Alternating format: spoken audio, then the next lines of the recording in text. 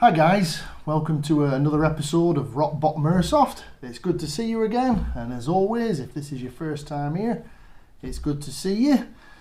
So, back with another video, and this is my weekly videos. You might notice now I've been trying to upload more gameplay videos now that we're able to get back in the field, and I shall continue to do that normally midweek, but these videos where we cover all sorts of topics on Airsoft, I will always upload these once a week, either on a Saturday or a Sunday. If you're enjoying my series of videos, then as I've always said, please subscribe to the channel and then you'll be kept informed when I upload any bonus videos during the week, if I have any gameplay footage I can put up for you. And obviously you'll get notified of my weekly videos as well. If you want any more content from me, then you can find me on Facebook. You can also find me on Instagram under Rock Bottom Airsoft. And I'll be glad to see you there for part of the conversation. So what we're going to look at today.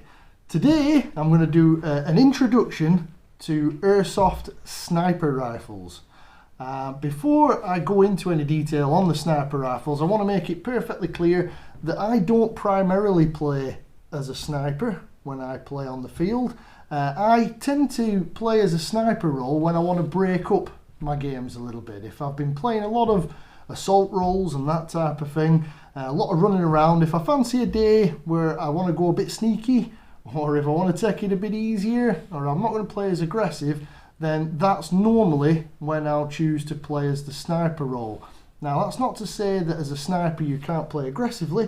There are plenty of great YouTubers that you'll watch that do play as an aggressive playing sniper and like to get in there and get stuck in with the rifles. Me, when I'm sniping, I try to hang back a little bit more.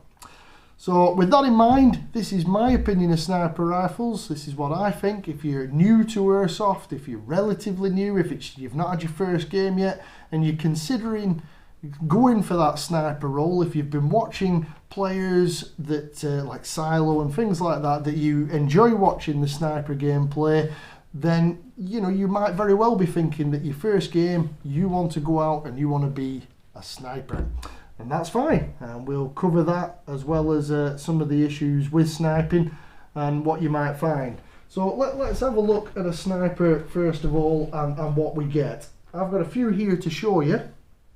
What I think we'll start with is the budget end of the spectrum for snipers. Now this is one of my sniper rifles, and in fact this is the first sniper rifle that I ever bought.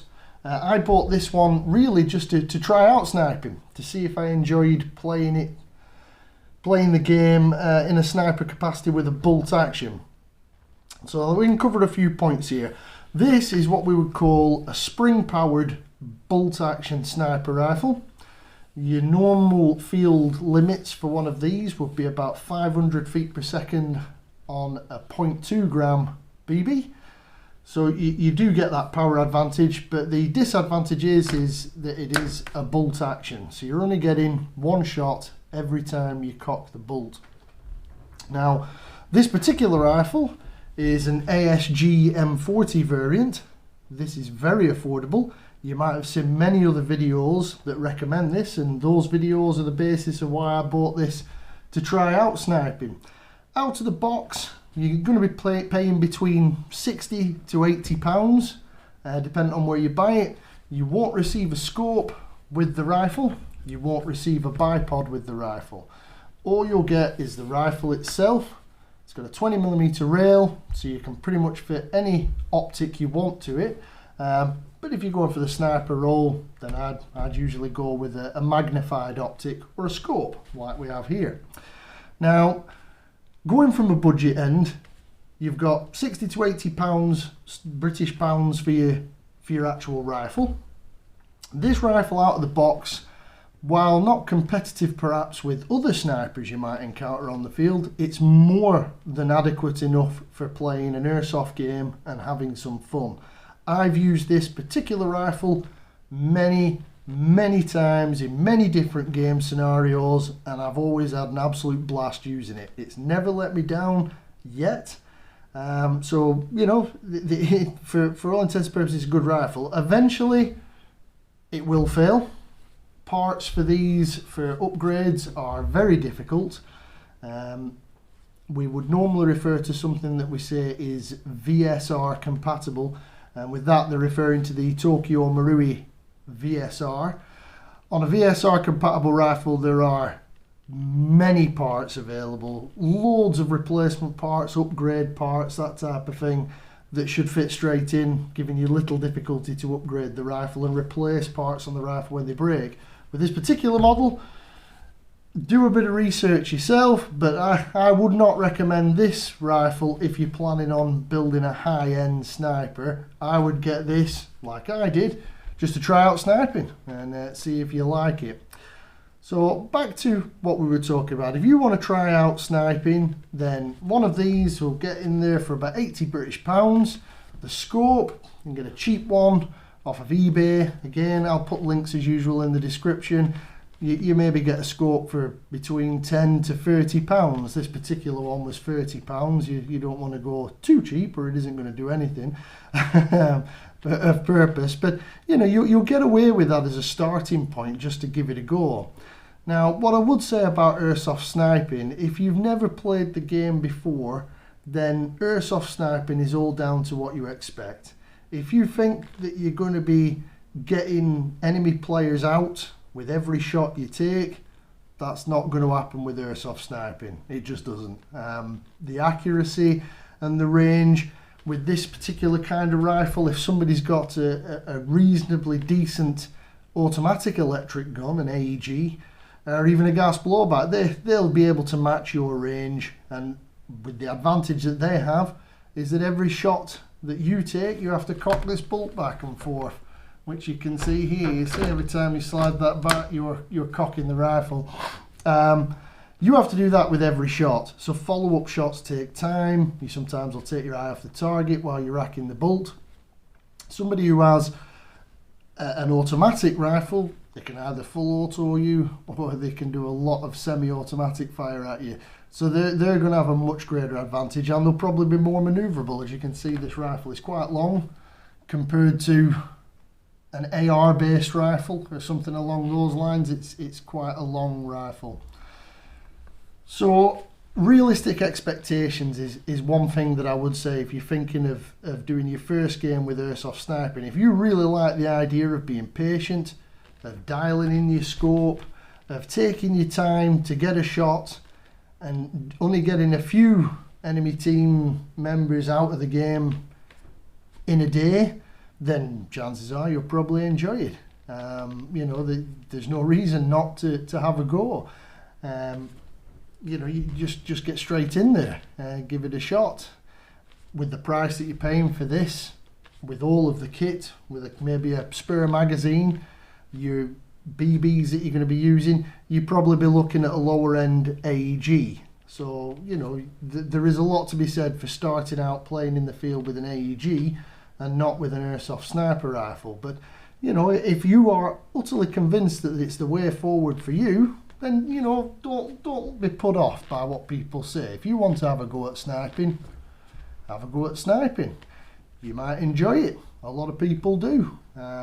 If you are already a reasonably experienced player and you're just looking for something different, if you're fed up of playing the same role or it's getting a bit stale and you want to change the gameplay a little bit, I can't recommend sniping enough. It changes the way you play entirely purely because of this bolt, because you're having to do bolt action shots, and also because you're having to maybe aim a little bit more rather than watching the flight path of the BBs. You actually have to aim down your scope and try and hit your target with one shot.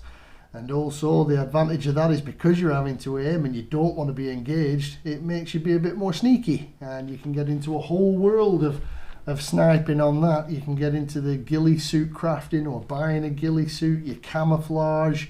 You know, there's a lot goes into Airsoft sniping. I'm sure there are experienced Airsoft snipers out there that are a lot more qualified than me to discuss the merits of Airsoft sniping and the various bits of kit you can buy and how deep you can go into it if you want to. But as a starter, that's one example of a rifle. That's the ASG M40A3. I'll put a link to where you can get one of these. I'll also put a link to the scope in the description, and that is your cheapest way to get into airsoft sniping. And as I say, that rifle will serve you proud. It won't let you down. So let's put that to one side. So let's look into the next option. Okay, now this is another bolt action rifle. This is one that I've built. Now this started out life as just a basic JG Bar 10. Now the JG Bar 10 rifle, again, is very affordable for the base rifle. The base rifle you get for around about 110 to 130 pounds, depending on where you buy it. It's got a nice stock. It's got what we were talking about earlier. It's got VSR compatible internals. So there are an absolute plethora of internal upgrades, external upgrades, everything you can think of you can change in this rifle. Now I've pretty much changed everything in it apart from the externals. Now this is where you get to the other end of airsoft sniping. If you want your rifle to outrange pretty much anything on the field, apart from maybe another sniper, and you want it to be much more accurate than you would normally expect from a BB gun. And let's clarify that point here as well. Even though you may have spent time tuning your rifle to get it just how you want it, they are BBs at the end of the day. You're never going to get laser precision. At some point you're going to get a flyer that goes off to the left, off to the right, for many reasons. You know, it doesn't matter how much you tune it, at some point you're going to get one. It could be the wind, you could catch a branch. All sorts of things can make our BBs inaccurate. But if you put the time into a rifle, then you can end up with a very accurate airsoft rifle. So much more accurate than you would expect to get normally at range from any other airsoft weapon on the field. You still have the restrictions of any other rifle. It's still bolt action. You have to cock it each time you fire. But on this one, we're talking a lot more money.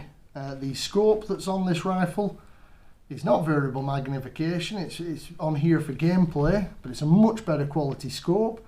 You're going on around about £100 for the scope, a decent set of scope mounts, and then the internal upgrades. I'll let you research internal upgrades yourself if you wanted to build a high-end airsoft sniper rifle for yourself. But needless to say, there's probably around about £500 to £550 worth of airsoft replica sitting here, which is considerably more, as you can work out yourself, than the ASG. And that's me putting the rifle together myself. If you were paying someone to build you a rifle, then you know I wouldn't be sure how much that would cost you. But generally, people will tell you that airsoft sniping is not cheap. If you're going to get into it in a big way, then no, it isn't cheap. You can spend endless amounts of money tuning your rifle, putting different barrels, different hop rubbers, different hop units. You know, the list is endless. But once you've got one built, if you're happy with it, then that's your investment in the rifle. Obviously, there's all the other gear you can go with, like we've already mentioned, ghillie suits and that type of thing. But that is the other example of an airsoft sniper rifle. A high-end, custom-built airsoft sniper.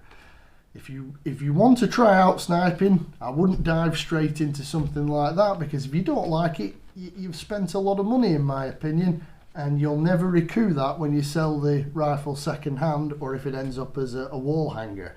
So for me, if you're just going to try it out, that ASG is more than adequate to try it out.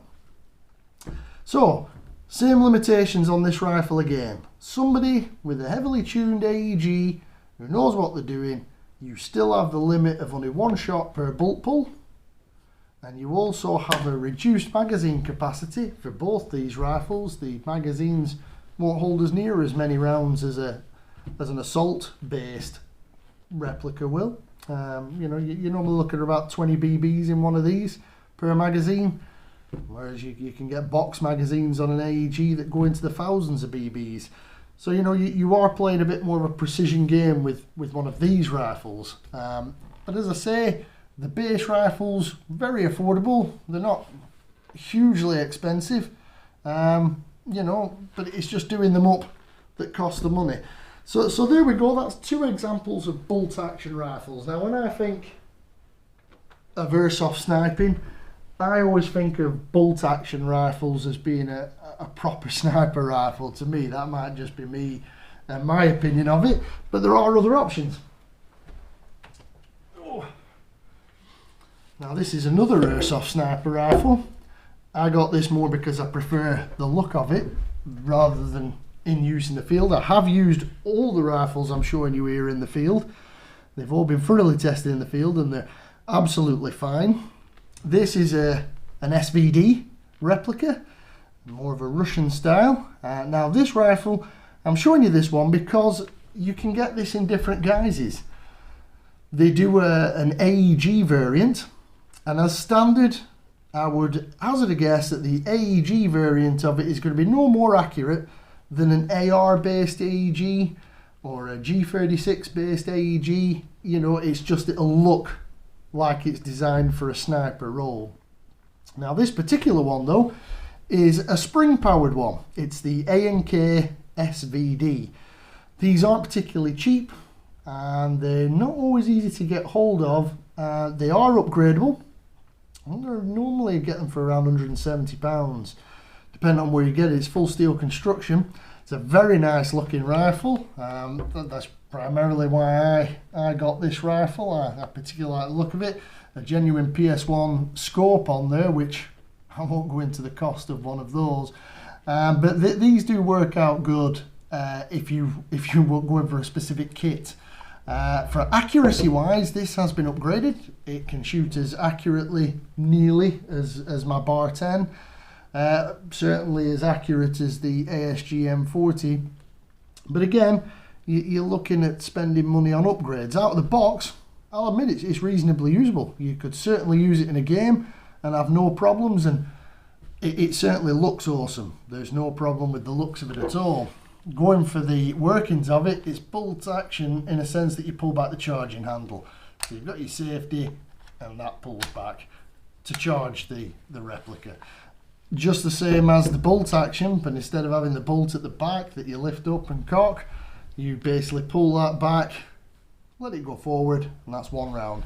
So you're still only getting one round per bolt pull on this particular type of rifle. You know, you've got the same limitations as what you would get with your bolt action snipers, but it looks more like a semi-automatic sniper, but it isn't. You can buy one of these in semi-automatic style, which will be an automatic electric gun. I won't mention gas blowbacks and things like that in this video because I'm not very knowledgeable about those at all. I don't use them myself. I would like to, but that's a whole other story. So this one is spring powered. If you're going to be using it as a serious sniper and you're not looking at the DMR route, which we're going to come on to next, then yeah, this is fine. It'll cost you a bit more than the ASG. In my personal opinion, it looks a bit prettier. It's full metal, it looks very nice, and it'll be as accurate. But obviously you've still got the limitations of one bolt pull per shot. So moving on, that's spring snipers pretty much covered.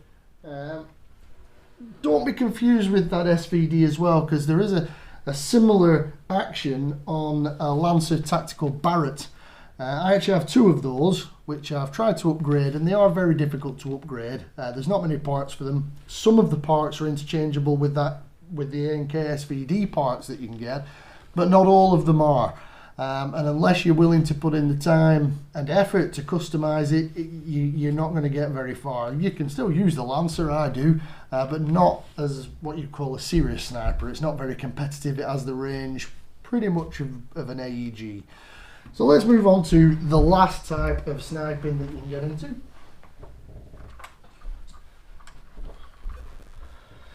Okay, here we have an M14 based replica. Now this particular replica is a Cymer M14, kitted out with again a budget no brand scope. This is an AEG. it's not spring powered. I mean, obviously AGs are spring powered, but this one is not bolt action in any way, shape or form. You can put your magazine in, and as long as you keep pulling the trigger, this rifle will keep firing. Unlike the bolt actions, you don't have to cock it every time you want to fire a BB. Now, range wise, you'll hear a lot of people talking about DMR. Now, in the real steel world, as far as I'm aware, DMR stands for Designated Marksman Rifle. So, designated marksman, that's a step down from full-blown sniping. It's usually as a support role and harassing fire. But in this particular situation, what people, as far as I understand, are trying to achieve with the DMR is you can only have it in semi-automatic. You'll have to modify the rifle to only fire semi. If it's got a fully automatic function, you'll have to disable that, because if you don't disable that, you'll be limited on the feet per second you can have and the muzzle energy of your replica. Most sites will allow you up to around about 350 feet per second on a 0.2 gram BB for full automatic, but just like the bolt action rifles, a DMR, which is locked to semi-automatic fire only, will be allowed up to 500 feet per second on a 0.2 gram BB. Now, this, I would argue, is the most difficult type of rifle to build. You'll need to have a knowledge of how to strip down a gearbox, or you'll need to have deep pockets and be willing to pay someone to do it for you. It's basically a high stress build on an AEG gearbox. It's going to have a heavy spring in there, your air seal's going to have to be absolutely spot on, and then your hop up and barrel assemblies, the barrel group's going to have to be spot on as well. So you're going to be looking at specialist modifications to make one of these AEGs what I would class as a proper DMR, and if you do that, then you are potentially looking at a rifle that can match the range of a bolt action. Not in all cases, but in some cases it will match the range of a bolt action sniper, but at the same time it'll allow you to do quick follow-up shots because it's an AEG. So as quick as you can pull the trigger, as long as the gearbox can handle it, it will keep firing BBs out rather than you having to rack a bolt every time.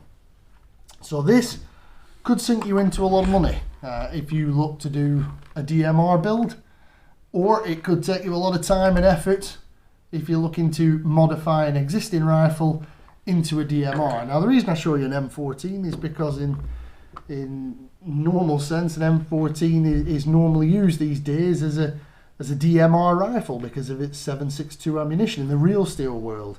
But you can perform DMR modifications to pretty much any AEG. If you want to turn any standard AR pattern rifle into a DMR, you can do. You won't normally have a problem on normal skirmish days with that. But, you know, if you're doing mil sims and things like that, they might not like that. There are a number of manufacturers make rifles specifically for a DMR role at the moment. There's many of those if you want to look into those. Some of them will not be locked to semi, some of them will. Some of them will have the power to be classed as a DMR, most won't. They will require some form of modification to get them up to what you could call a competitive sniper standard as a DMR. So this one is obviously lots of benefits. It's got all the benefits in many ways of an AEG.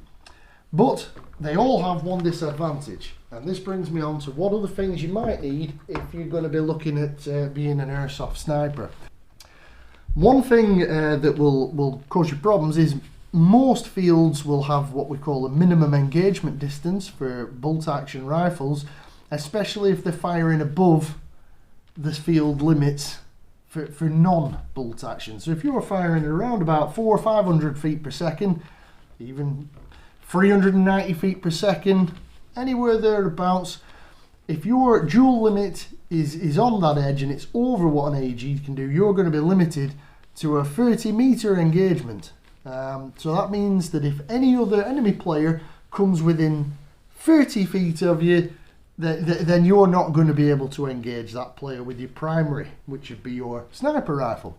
You'd have to move on to a sidearm, which in most cases will be a pistol, but I've seen many people will run a small SMG, or something like a G&G ARP9. You can run whatever you want as a secondary, as long as you can carry it. You have to carry it around with you, obviously, as well as your sniper rifle. So that the options for secondaries are limitless, but you will need a secondary, because if you don't have a secondary and somebody comes within that minimum engagement distance of you, you're just not going to be able to shoot, and you'll have no way to shoot back, return fire. You'll just have to rely on your teammates, or you'll have to run away from that player until you're back out with that minimum engagement distance. So, you know, there's the additional expense that you ideally would want a sidearm of some description. Normally a pistol, but it's airsoft. You can use whatever you want. If you want a minigun replica as your sidearm and you can carry it, then fair play to you, you can do that. You can do whatever you want. The other additional expenses that you might look at is, like I say, you can get very into the camouflage side of things. There's a lot of sneaky work involved with airsoft sniping, so you might want to build yourself a ghillie suit, or you might want to work on your cover and that type of thing to ensure that you're not seen. You might try and make your rifle as quiet as possible. You might want to spray up your rifle and put a camouflage pattern on it.